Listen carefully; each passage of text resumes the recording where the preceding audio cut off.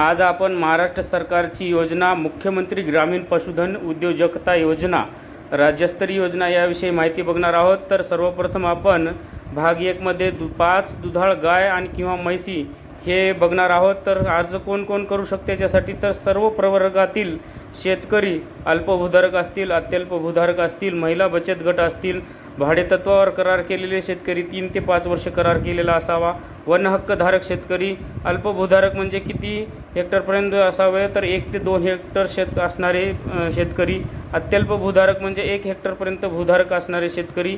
लाभाचे स्वरूप काय आहे तर याच्यामध्ये काय काय मिळते तर लाभार्थ्यांना 5 दुधाळ गाय किंवा म्हशी मिळतात, 3 वर्षाचा विमा मिळतो, शेड व इतर साहित्य सामग्री मिळते, कुटी मशीन मिळते, फॉगिंग मशीन मिळते, खाण्यापिण्याची भांडी मिळतात, मिल्किंग मशीन मिळते, दूध कॅन मिळते, फवारणी यंत्र मिळते, सोलार पॅनल पण मिळते। आता या योजनेमध्ये आरक्षण कसं आहे आणि अनुदानाची टक्केवारी किती आहे ते आपण बघणार आहोत। तर दिव्यांगासाठी 5% आरक्षण आहे, महिलांसाठी 30% आहे, तर SC ST साठी अनुदान 75% आहे, म्हणजे सबसिडी जी म्हणतो ती एकूण रकमेच्या 8,51,385 आपल्याला अनुदान मिळते म्हणजे सबसिडी। तर OBC आणि ओपनसाठी हे 50% अनुदान आहे म्हणजे सबसिडी एकूण रकमेच्या 5,67,590 रुपये इतकं अनुदान मिळू शकते।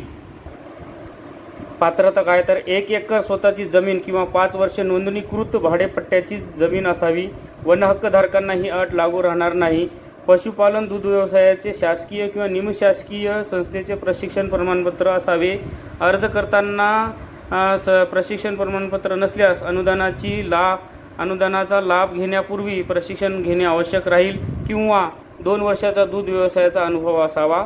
आणि प्रकल्पाची एकूण किंमत आहे 11,35,180, तर याच्यामध्ये 5 गायी भेटणार आहेत किंवा म्हशी, प्रत्येक गाय किंवा म्हैस 1 लाख रुपयाची, तर आणि 60,180 रुपयाचा विमा भेटणार 3 वर्षासाठी, शेडसाठी भेटणार आहे 3 लाख रुपये, साहित्य सोलार याचे 2,75,000 रुपये, एकूण 11,35,180 रुपयाचं हे बजेट आहे या योजनेचं। तर याच्यासाठी कागदपत्र काय लागणार आहेत, स्वतःच्या नावाने 7/12 उतारा असावा किंवा किमान 5 वर्षाचा भाडेपट्टी नोंदणीकृत करारनामा असावा, वन हक्कधारकांसाठी 7/12 उतार्यावर इतर अधिकारमध्ये नोंद किंवा जिल्हाधिकारी यांच्याकडून प्राप्त झालेली अनुसूचित जे प्रमाणपत्र असावे, पशुपालन दूध व्यवसायाचे शासकीय निमशासकीय संस्थेचे प्रमाणपत्र, अर्ज करताना प्रशिक्षण प्रमाणपत्र नसल्यास अनुदानाचा लाभ घेण्यापूर्वी प्रशिक्षण प्रमाणपत्र हमीपत्र असावे किंवा स्थानिक पशुवैद्यकीय अधिकाऱ्याचे 2 वर्षाचे अनुभव प्रमाणपत्र किंवा दूध संस्थेस किमान 2 वर्ष दूध विक्री करत असल्याचे प्रमाणपत्र, दिव्यांगासाठी UDID प्रमाणपत्र पाहिजे, बचत गटाचे सदस्यत्व प्रमाणपत्र पाहिजे। मी फक्त माहिती देत आहे, सविस्तर माहितीसाठी तुम्ही DBT या पोर्टलवर भेट देऊ शकता। आणि पुढील भागामध्ये आपण शेळ्या मेंढ्यांचं बघणार आहोत योजना।